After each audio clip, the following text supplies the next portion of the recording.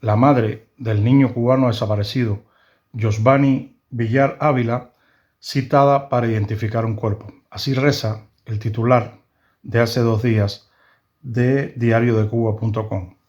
Este titular hace referencia a un caso que quizás ustedes ya conozcan, muchos de ustedes ya conozcan, que es el caso del niño cubano, en paz descanse, Yosvani Villar Ávila, que hace más de un año desapareció de su entorno, de su hogar.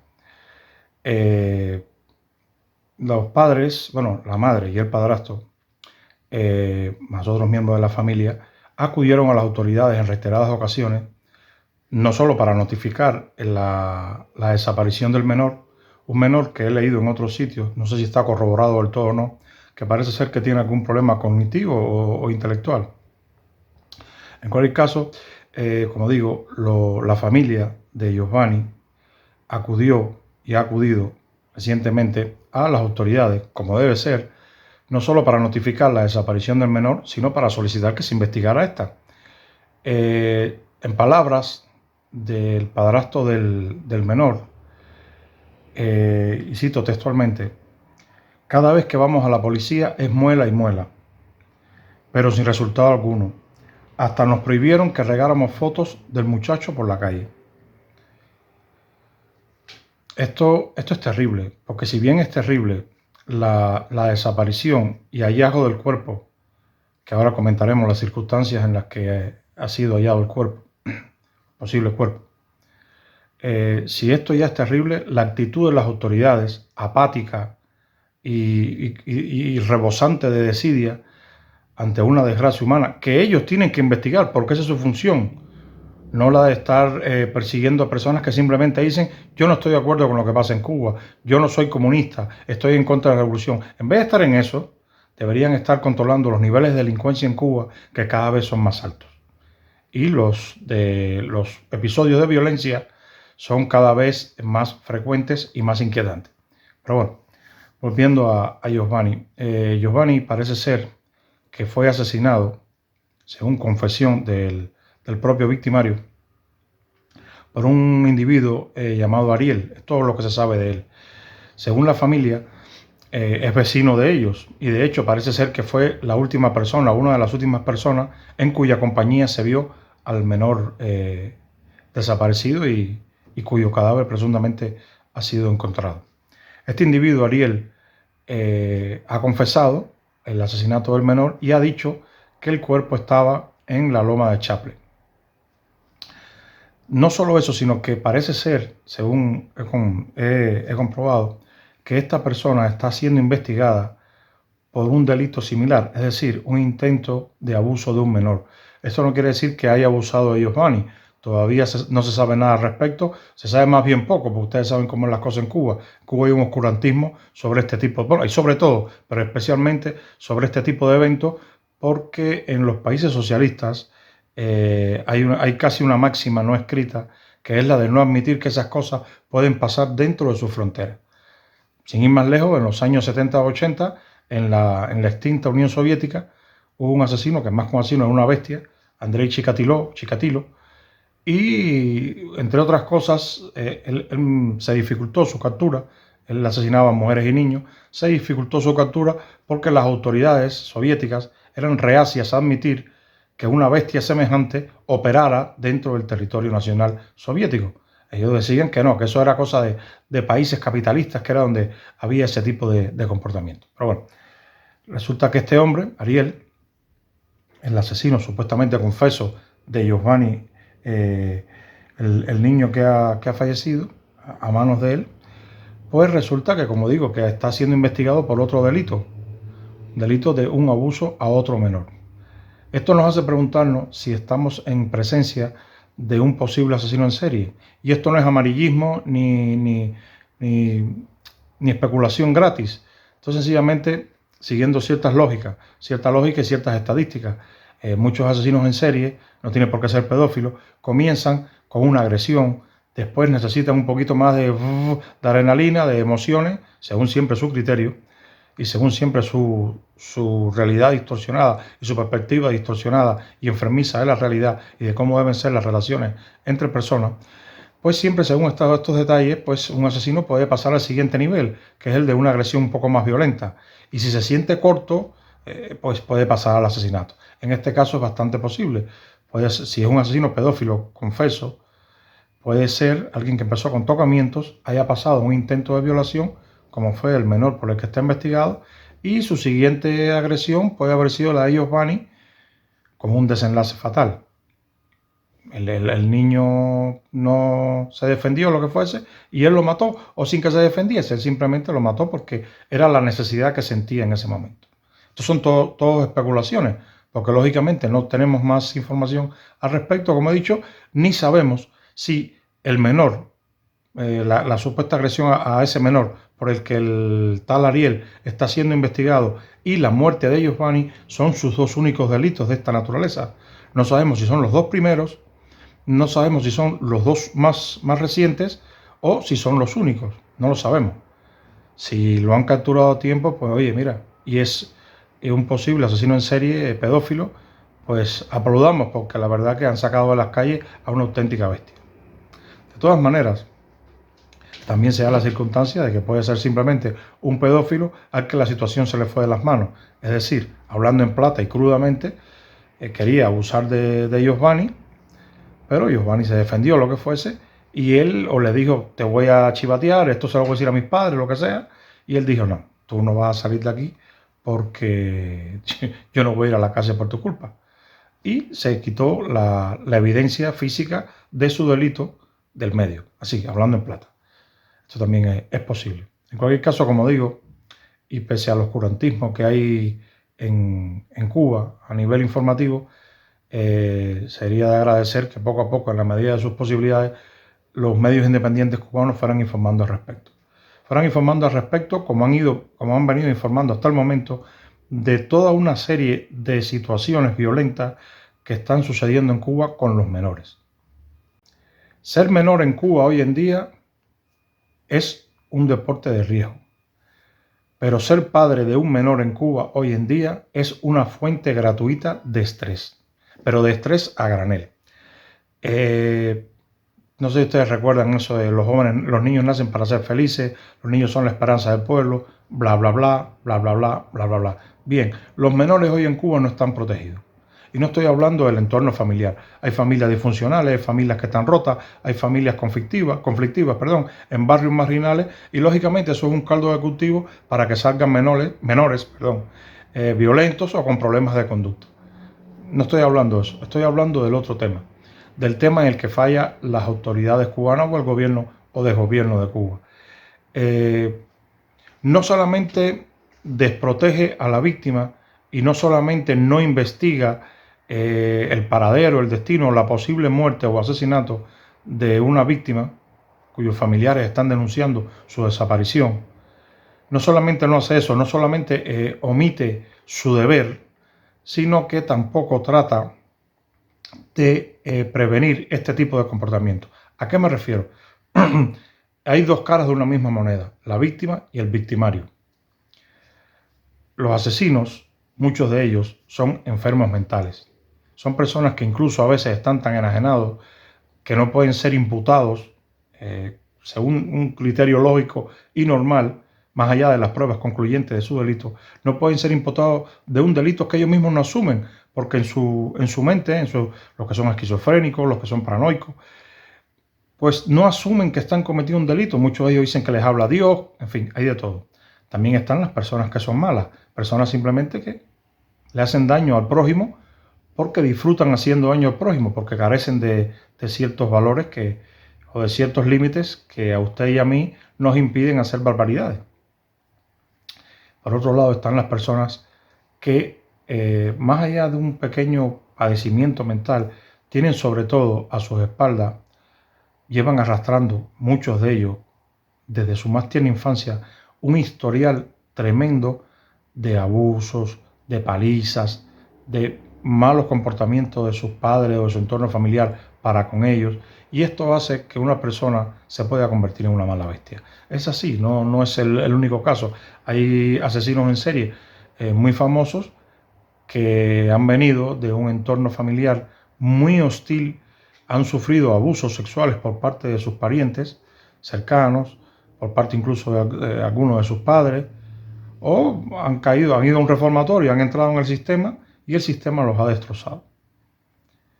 A su manera, estos asesinos, estos en concreto, no hablo de los que son malas personas, ni hablo de los que tengan un problema de esquizofrenia que les lleve a cometer un delito de sangre, no hablo de eso, hablo de estos asesinos. A su manera, también son víctimas.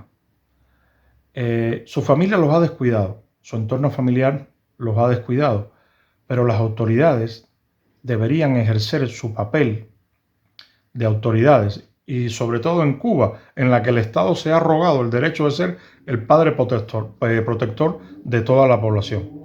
Yo te alimento, yo te protejo, yo te cuido.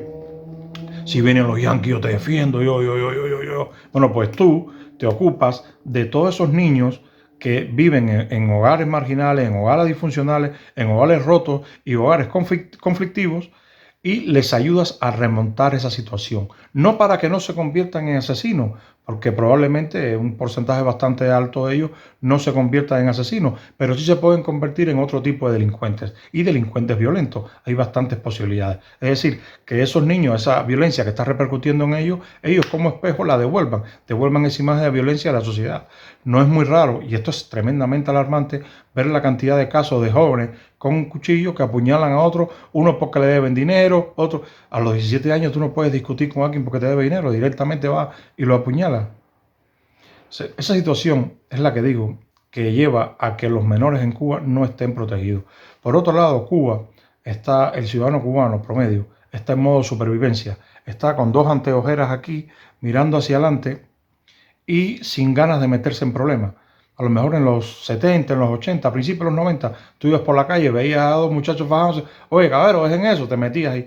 Hoy por hoy tú no sabes quién tiene un cuchillo arriba y no sabes cómo va a reaccionar. Y como Cuba está caliente, la gente puede decir, mira, yo ni me meto en eso. Yo no me meto en eso porque sinceramente tiene muchas posibilidades de llevarse una puñalada. Entonces, el cubano ha retrocedido en cuanto a valores cívicos, el cubano ha retrocedido en cuanto a valores humanos como tal, porque Cuba no solamente es una cárcel física, es una cárcel emocional, es una cárcel que te secuestra lo mejor de ti mismo. La esencia que ha caracterizado siempre al cubano, se cae alguien, vamos a ayudarlo, oye, este está robando, vamos, ataja, coge al ladrón. En Mantilla, sucedió hace poco, creo que fue en Mantilla, vi un hecho de que cogieron un ladrón y le cayeron a otro, lo amarraron hasta que venía la policía. Pero eso a lo mejor ya no obedece tanto a un comportamiento cívico ciudadano como a un desahogo. Mira, este robando, está loco. Y la gente, como está caliente, a lo mejor en otro momento le tirarían un par de piedras y lo harían correr. En este momento, tal y como está la población cubana, la gente está caliente. La gente le fue para arriba y desahogó en ese tipo toda su furia y toda su ira. Bueno, pues eso trasládenos a la juventud. En Cuba siempre he sido de la opinión que las líneas, las fronteras entre la niñez, la adolescencia y la adultez están en muchísimos casos muy difuminadas. Los niños en Cuba a veces no se comportan como debe comportarse un niño. Algarabía, zapa aquí, zapa allá, ponte a jugar, vete aquí, vete allá, grita, patalea. Los niños muchas veces pasan a la adolescencia con algunos comportamientos que no han sido pulidos en su infancia. Entonces ese niño es un adolescente conflictivo y después va a ser un adulto complicado. La adolescencia es la etapa que complementa la niñez y en la que se reafirma la personalidad del individuo, en la que incluso se puede reafirmar o encontrar la identidad sexual. Y así se pasa más preparado a la etapa adulta, a la etapa en la que empiezan más dificultades en la vida. Muchos niños en Cuba son pequeños hombrecitos y mujeres y falsos niños. Es una amalgama de situaciones y comportamientos que los llevan simplemente a no vivir lo que tienen que vivir. Y es que la niñez requiere un cuidado extra, porque es cuando se está cimentando la personalidad del individuo, ya sea para evitar que sea víctima, ya sea para evitar que sea victimario. Evidentemente no se educa a un niño, no se le transmite valores a un niño pensando en que para que no se convierta en un asesino el día de mañana, simplemente para que sea una persona normal, para que sea una persona que se integra en la sociedad de manera no ideológica, sino de manera social. Somos animales de manada. Nos comportamos como se comporta un animal en manada, ayudándonos unos a otros, sobre todo en Cuba, que es un país donde la gente está mucho tiempo en la calle y mucho tiempo con contacto físico. Aquí a lo mejor hay personas, en Cuba en un barrio pueden haber gente de toda la vida, vecinos de toda la vida. Aquí a lo mejor se muere una señora, compra la casa en mi edificio, a lo mejor compra un piso alguien de Zaragoza, viene alguien de Barcelona, yo tengo un vecino que él es de Portugal. Entonces, a lo mejor se rompe esa dinámica de barrio que había aquí hace a lo mejor 30, 40 años, o en Cuba que sigue habiendo, que es que en un barrio, pues bueno, pues están los vecinos tuyos de toda la vida. Se muere el padre, se queda el hijo, se muere el hijo, se queda el nieto en la casa, cosas así. Entonces, bueno, hemos desaprovechado ese, ese caudal cívico en el que nos bañamos cuando en Cuba las cosas eran de manera diferente. No digo que no fuera, que el socialismo fuera mejor hace unos años, sino simplemente que la cosa no estaba tan enfermizamente mala que todavía los valores que se transmitían, que hoy en mi opinión están absolutamente perdidos, los valores que se transmitían nos convertían en otro tipo de personas. Hoy por hoy, la niñez, adolescencia en Cuba es un terreno muy peligroso, es un campo minado, porque las influencias son muchas y negativas y los responsables de que esa niñez y esa adolescencia deriven en una adultez sólida, coherente y normal, están fallando. No se trata de que falle el hogar, que a veces el hogar falla no porque los padres o el entorno sea malo, sino porque tiene una cantidad de frustraciones y problemas encima que no pueden dedicar su esfuerzo mental y su espíritu a transmitirle buenos valores a los niños. Están amargados, están frustrados, están encabronados. Y a veces no eres feliz y eso se transmite, el niño lo ve, a veces el niño no aprende por palabras, sino aprende por hechos y comportamientos. Hay, por supuesto, hogares que son disfuncionales, hogares que son conflictivos, hogares donde hay maltrato, donde hay abuso, y eso también es caldo de cultivo para que surjan victimarios como este tal Ariel, el supuesto asesino de Giovanni. Pero también fallan, y aquí quiero hacer hincapié, las autoridades, tanto las educativas como las autoridades policiales. No quiero hablar de las gubernamentales porque no me quiero meter en ideología. Voy a hablar en cosas, hechos, palpables, que nadie puede rebatirme. Cuando yo era niño en Cuba, a lo mejor no tenía los mejores profesores del mundo, pero tenía gente con valores, gente que cogía y estaba en interacción con el hogar y no les pesaba estar en interacción con el hogar. Es decir, gente que quería estar en interacción con los padres y con el entorno familiar del niño para una mejor educación de ese niño, más allá de la ideología o del adoctrinamiento, más allá de eso. Hoy en día, perdónenme si me está viendo algún profesor, pero no creo, por lo que he visto y por lo que me cuentan, que una gran parte del profesorado en Cuba sea capaz de establecer ese vínculo entre casa y escuela, que eso ayuda mucho al niño. Ayuda mucho al niño. Me parece que no, porque muchas veces incluso muchos de los profesores, aparte de no tener experiencia vital, porque los profesores que teníamos nosotros tenían 40, 50, 60 años, gente que tenía detrás de ellos mucho bagaje, gente que sabía cómo controlar un aula sin estar gritando ni sin estar dándole con la cabeza a uno, que a veces le daban, a mí me dieron algunos, pero eran profesores, eran maestros de verdad. Y hoy en día a veces el profesor de la clase le lleva solo unos pocos años a los alumnos lo que le está impartiendo en teoría, conocimiento y ciertos valores. Porque otra cosa, vamos a ver claro, la escuela no puede suplir la labor del hogar. No, la escuela es un complemento. ¿Ok? El otro factor es el factor, como digo, policial, las autoridades. Si las autoridades acuden a ellos, unos padres, unos abuelos, unos tíos, mi niño, mi niña ha desaparecido, no es un niño de comportamiento así. Aunque no sea un niño de comportamiento así, un menor desaparece, dada la situación en Cuba, por favor, ponte a investigarlo. Ponte a investigarlo. Hoy la delincuencia goza en Cuba de una impunidad bastante inquietante, bastante inquietante. Y reitero, o mucho me equivoco, o estos casos que están saliendo últimamente, estas cifras alarmantes de desapariciones y muertes violentas de niños y adolescentes en Cuba, van a aumentar. No solamente los encarcelan y los tratan como presos comunes, y los juzgan como si fueran adultos criminales, no solamente le hacen eso, también permiten que mueran a manos de delincuentes y asesinos. Las autoridades en Cuba son una auténtica mierda. No sirven absolutamente para otra cosa que para reprimir. Y en Cuba no va a cambiar nada hasta que todo eso salga del medio. Hasta que las autoridades salgan del medio. Y cuando digo autoridades, ustedes me entienden perfectamente. No sé si lo dije anteriormente, ahora no lo recuerdo.